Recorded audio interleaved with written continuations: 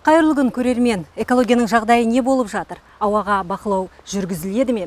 Кальцийлендірілген сода зауытын салуда халықтың пікірімен неге санаспайды? Автокөлікті азайту керек пе, әлде ауаны тазалауға жетпе? Осы жайында ашық әңгіме бола ма? Ендеше ашығын айтса хабарының кезекті шығарылымы осы экология тақырыбында өрбімек. Қызылорда облысы бойынша экология департаменті басшысы орынбасарының міндетін атқарушы Жайназаров Ертай Күнтуарлы бізде қонақта. Саламатсыз ба? Қош келдіңіз. Енді бүгінгі хабарымыз осы экология тақырыбында өрбімек. Жалпы экология аймақтық тұрғынымыз. Бірақ осыдан 10 жыл бұрынғы Қызылорда өңірі мен қазіргі өңірдің экологиялық жағдайын біз білмейміз, қаншалықты деңгейде екен. Шілде басталмай жатып, аптап ыстыққа тап болдық. Қыстың күні қарда көрмедік десек болады. Көктемде жаңбыр жоқ.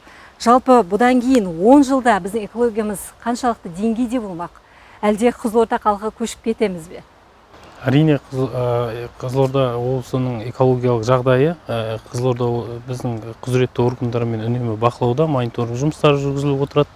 Бұл бойынша Қазгидромет республикалық мемлекеттік кәсіпорны осы облысымызда бірнеше жерде өздерінің мониторинг жасайтын бекеттері орналастырған. Осы бекеттер бойынша үнемі бақылау жүргізіп, соның сапалық көрсеткіштерін экология департаментіне және басқа да арнайы органдарға жіберіп отырады. Жалпы айтатын болсақ, бұл ауа райы, бұл табиғи құбылысқа байланысты біз экологиялық бекеттердің мәліметіне сүйенсек, осы Қызылорда облысында экстремалды жоғары ластану және экстремалды ластану деген болады. Сол экологиялық жағдайдың көрсеткішін бақылады. Ондай жағдай соңғы 3 жылда орын алмаған. Бұл дегеніміз нені көрсетеді? Облыстың экологиялық жағдайы тұрақты дегенге толық айтуға біздің неміз бар, дәлеліміз ол. Мына жаңа ауа райына байланысты айтып жатсыздар ғой, ол енді басқа да құбылыстар болады. Ол антропогендік жағдайға ешқандай қатысы жоқ, ол табиғи құбылыстарға байланысты. Бұға тарихқа үңілетін болсақ, ауа райының жағдайы әртүрлі кезеңдерде әртүрлі осындай ыстық жағдайлар болған және салқын жағдайлар ол тұрақты болып тұратын құбылыстар деп бағалауға болады. Қызылорда өңірінде ауада тұздылық басым. Бұған сіздердің мекемелеріңіз бақылау жүргізе ме?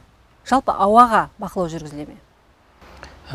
Расында Қызылорда облысында өңірі бойынша бізде жаңағы рейдтік шаралар ұйымдастырып отырамыз. Сосын өндірістік объектілердің санитарлық қорғаныш аймағы деген болады. Соны 90 сайын біз өлшеу жұмыстарын жүргізіп, осы жұмыстарға бақылау жүргізіп отырамыз. Оның бақылаудың нәтижесінің қорытындысы бойынша ол санитарлық қорғаныш аймағында ауадағы ластағыш заттар белгіленген шекті рауалдық көрсеткіш дейді. Содан аспайды сол мөлшерде. Онымен қоса жаңа әңгімеміздің басында айтып өткеніміздей, Қазгидрометтің бақылау бекеттері орналастырған. Ол Арал ауданында, Байқоңыр қаласы, Төретам аудан аймағында және Қызылордада. Олар үнемі үздіксіз бақылау жұмыстарын жүргізіліп отырады. Егер де шектен шығу, осы ластағыш заттардың концентрациясы шектен шығу деректері байқалатын болса, ол бойынша ақпарат бізге жолданылады. Сол жолданған ақпараттарға сәйкес департаментпен соның себебін анықтап, сол бойынша тиісті шараларды қабылдап отырамыз.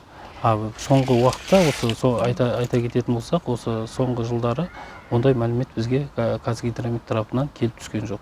Сонда бізде тұздылық өз деңгейінде ме? Бұл жерде тек қана Қазгидрометтің бақылау бекеттері тұздылықты ғана анықтамайды. Ауадағы бірнеше ластағыш заттар бар.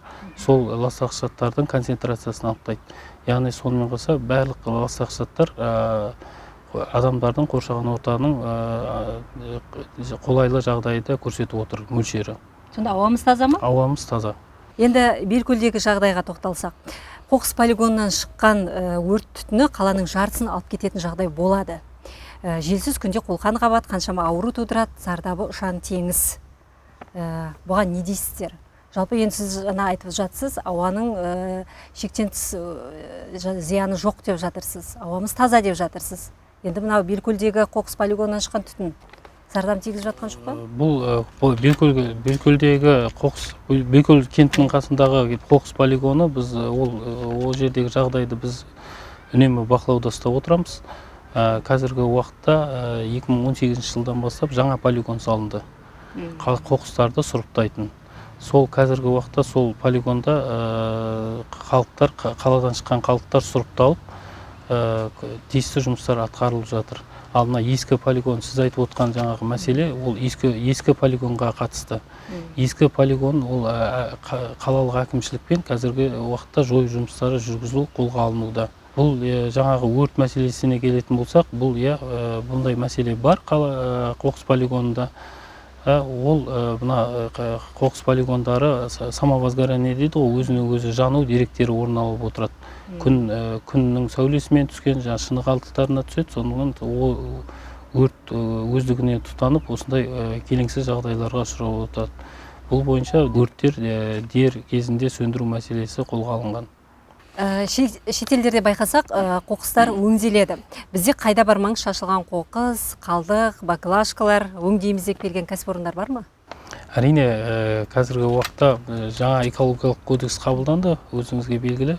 Сол экологиялық кодекске сәйкес қалдықтарды өңдеу мәселесі күші қолға алынған, және осы өңдейтін мекемелерге қатысты лицензия беру нормасы енгізілді.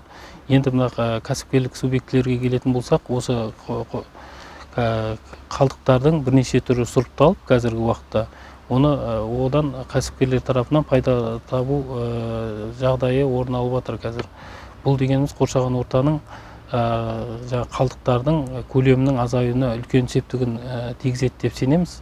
Жалпы сіз айтып өткендей жаңағы қалдықтардың көшелерде шашылып жатуы, ол адамдардың, біздің облысымыздың тұрғындардың экологиялық мәдениетіне тікелей қатысты болып табылады. Экология дегенде Байқоңыр ғарыш айлағы есімізге түседі. Қазір көп пікірлер айтылып жатыр. Уақытша зымыран ұшырылым тоқтатылғалы бері ауа райында өзгеріс болды. Жаңбыр жаумаса да, әйтеуір қоңыр салқын желді сезініп, сағынып қалыппыз деп жатырмыз. Жалпы эколог ретінде бұған қандай пікір айтасыз? Байқоңыр ғарыш айлағына келетін болсақ, бұл жерде зымыран тасығыштарды қысқартудың бұрыннан екі үкіметаралық келісім бар. Бұл 25 жылға дейін мүлдем протон зымыран тасығышын ұшыруды мүлдем тоқтату жөнінде 25 жылдан бастап. Сол келісімге сәйкес қазіргі уақытта бірте-бірте қысқартылып келе жатыр. Ал енді әрине зымыран тасығышы азайтатын болса, қоршаған ортаның жағдайы жақсарып, дегенмен де енді зымыран ұшқаннан кейін қоршаған ортаға қандай да бір әсері болады, сол әсерлер барынша азайтылатын болады деп ойлаймын. Аралдағы кальцийлендірілген сода зауытын салуға сіздер оң қорытынды беріпсіздер. Ал халық әлі күнге дейін наразы. Жалпы халықтың пікірімен санасудың қажет жоқ па сонда?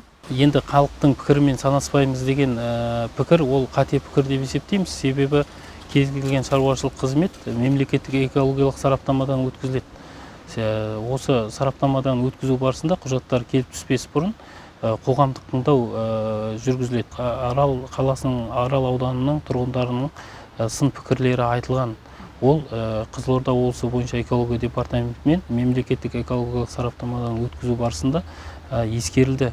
Яғни халықтың ол жерде пікірі қалай болды?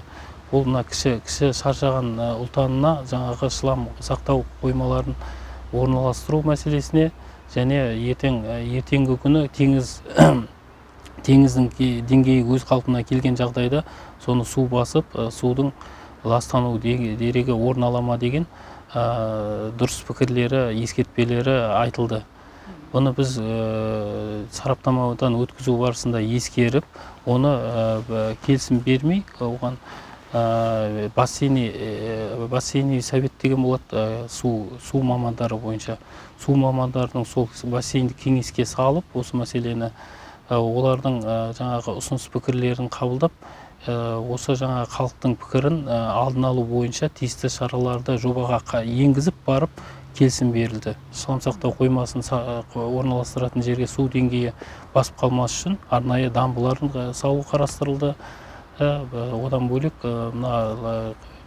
завод іске қосылғаннан кейін пайда болатын қалдықтарды қайтадан пайдаланып, өндіріске қайтадан пайдалану мәселесі біздің экология департаментімен талап қойылып, сол талап жобалық құжаттарға енгізілді.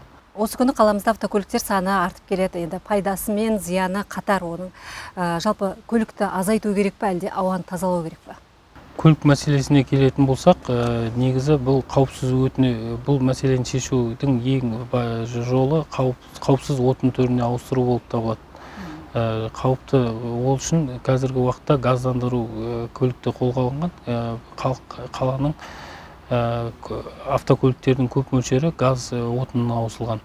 Енді газ отынына ауысу бұл мәселені шешеді деп есептейміз. Сонымен қатар бұл мәселеге қатысты автокөліктерден ауаның ластануына байланысты департаментпен үнемі таза ауа акциясын жүргізіп отырады. Сол бойынша автокөліктерді жаңағы ластағыш заттардың тиісті мөлшерде екендігін анықтау үшін өлшеу жұмыстары жүргізіп, асып кеткен жағдайда тиісті айыппұл шараларын көріп отырамыз. Расымен де жалпы экологияның жай-күйіне бақылау мемлекет тарапынан қолдау тауып жатыр, күшейтіліп жатыр десек те болады. Енді ауаны ластағаны үшін әр жерге қоқысты тастаған азаматтарға бүгінде қандай шаралар жасалынады? Сіздер тараптарыңыздан қандай жұмыстар атқарылып жатыр? Мына қоқысты тастау, жаңағы оны жинастыру мәселесі бүгінгі күні өзекті мәселе болып табылады. Бұл мәселеге қатысты Қызылорда облысы бойынша экология департаментімен ғарыштық космосъемка, ғарыштық түсірілім дейді. Осы түсірілім арқылы біздің Қызылорда қаласының 50 километрлік қашықтықта түсірілім жұмыстары жүргізіледі. Осы бей-берекет тасталған қоқыс тастау орындары анықталып отырады. Енді экологиямыздың тазалануы ең бастысы қоқыс деп жатырмыз ғой. Жалпы бізде қанша қоқыс полигоны бар? Қанша қоқыс айына, жылына шығарылады? Соның есеп жүргізіледі ме сіздерде? Әрине, бұның есебі департаментпен жүргізіліп отырады. Жалпы облыста 145 полигон болатын болса, соның қазіргі уақытта қалада Қызылорда қаласында және Шиелі кентінде және аудан орталықтарында осы қалдықтарды сұрыптау жұмыстары атқарылып келе жатыр. Жылына 150 мың тонна қатты тұрмыстық қалдықтар пайда болатын болса, оның 20% сұрыпталып отырады. Енді әлеуметтік желі пайдаланушысы да мынадай сұрақ қойған екен. Жалпы Жамбыл облысында экологиялық мектеп бар. Экологиялық апат аймағында орналассақ та, бізде ондай мектеп жоқ. Жалпы экологиялық оқу орындарын ашылуын қолдайсыздар ма? Ондай оқу орындарын ашу арқылы біздің халықтың, өскелең ұрпақтың экологиялық мәдениеті жоғарылайды деп сенуге болады. Қазіргі уақытта бұндай біздің облысымызда орналасқан жоғары оқу орындары мен Қызылорда облысы бойынша экология департаменті тығыз байланыста. Ол жақтың жаңағы келешек эколог мамандары біздің департаментте тәжірибеден өткізіліп отырады. Біраз сұрақтар қойылды, мәселе айтылды. Енді халық өзі, көрерменіміз өздері қорытады деп ойлаймыз. Уақыт бөліп келгеніңізге рахмет. Енді Құдай қаласа, бұдан да проблемалық сұрақтар туындап жатса, тағы да эфирімізге шақырамыз. Сау саламатта болыңыз. Сізге де рахмет, осындай хабарларды жүргізіп, экологияны халыққа насихаттап жүргендеріңізге, кез келген сұрақтарыңызға алдағы уақытта да осындай хабарларыңызға келіп тұрамыз деп уәде береміз.